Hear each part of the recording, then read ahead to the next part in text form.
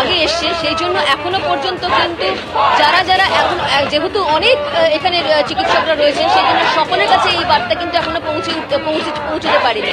আমি যদিও এখানে যারা রয়েছেন জুনিয়র ডাক্তাররা তাদেরকে জিজ্ঞেস করে নেব, নবান্ন থেকে ইমেল এসছে ওখানে মানে আলোচনা করার জন্য, কি বলবেন? এটা আমরা চাইছিলাম যে এরকম কিছু একটা হোক, কারণ এতদিনের প্রোটেস্ট কিছু একটা ন্যস্ত না হলে খুব মুশকিল ব্যাপার একটা, তো এটা না হলে আমরা খুবই উপকৃত হতাম। কিছু একটা হয়েছে, এটা একটু বেটার একটু অনেকটাই। এটা তোমাদের এখনো জানাদের বাকি রয়েছে? হ্যাঁ, আমাদের কিছু এখন ইনফরমেশন আসেনি আমাদের কাছ থেকে। দেখো এখনো যেহেতু কিছুক্ষণ আগেই কিন্তু ইমেল এসছে এমনটা জানা গেছে, সেই জন্য প্রত্যেকের কাছে কিন্তু এখনো এই বার্তাটা পৌঁছয়নি। এবং একটা বিষয় জানিয়ে রাখি যে যেভাবে অনড় মনোভাব ছিল জুনিয়র চিকিৎসকদের, স্বাস্থ্য ভবনেই তাদের উদ্দেশ্য ছিল, সেখানে তারা এসে এই তারা অভিযান করবেন এবং রাত দিন ভর তারা করবেন, এমনটাই কিন্তু তারা বলেছেন। এবার যখন ইমেল এসেছে অবশ্যই কিছুক্ষণের মধ্যে এই বার্তা প্রত্যেকের মধ্যে ছড়িয়ে পড়বে। কি সিদ্ধান্ত নেয় অবশ্যই তারা জানাবেন, সেই দিকে আমাদের নজর থাকবে। তবে এখন দেখছো তুমি ঠিক স্বাস্থ্য ভবন থেকে ঢিল ছোড়া দূরত্বে একদম কাতারে কাতারে কিন্তু জুনিয়র চিকিৎসকরা বসে রয়েছেন। যেখানে নজর যাচ্ছে সেখানে দেখা যাচ্ছে যে তারা বসে রয়েছেন, কোথাও দাঁড়িয়ে রয়েছেন এবং জাস্টিস ফর আরজি কর স্লোগান তুলছেন। সেই স্লোগান কিন্তু আমরা দেখতে পাচ্ছি, শুনতে পাচ্ছি। একদমই রুমা, তুমি আমাদের সঙ্গে থাকো।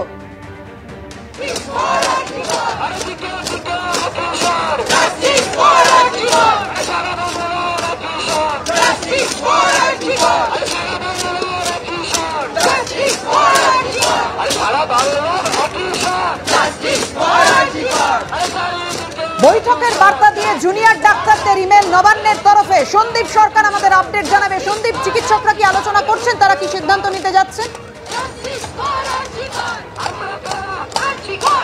দেখো, ওয়েস্ট বেঙ্গল জুনিয়র ডক্টরস ফ্রন্টের যে ইমেল আইডি রয়েছে তাতে মেল করা হয়েছে নবান্ন থেকে, এবং সেখানে নির্দিষ্টভাবে কোনো সময়সীমার কথা বলা হয়নি। বলা হয়েছে যে তারা চাইলে আজকে রাতেও বৈঠক হতে পারে, বৈঠকের দরজা খোলা রয়েছে এবং এই বৈঠক নবান্নে হবে সেরকমটাই প্রস্তাব দেওয়া হয়েছে।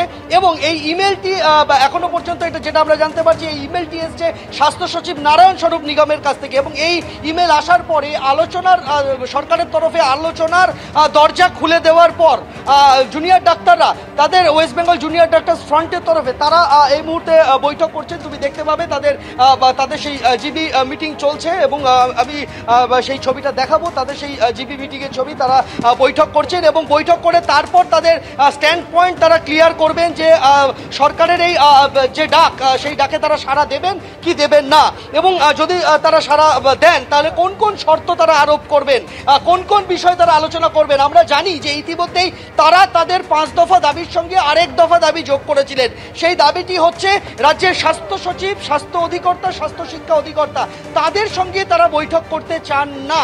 কেন তারা চান না, কেন তাদের পদত্যাগ চান? পদত্যাগ চাওয়ার কারণ হচ্ছে যে যেভাবে আরজি কর মেডিকেল কলেজ হাসপাতালে এই দেহ উদ্ধারের পর যে জায়গাতে এই ঘটনা ঘটেছে বলে সন্দেহ করা হচ্ছে, সেই জায়গায় প্লেস অফ অকারেন্সের কাছাকাছি পিডব্লিউডির কাজের অজুহাতে ভাঙা হয়েছিল, এবং সেই ভাঙাতে সম্মতি ছিল নাকি স্বাস্থ্য দপ্তরের উচ্চপদস্থ আধিকারিকদের।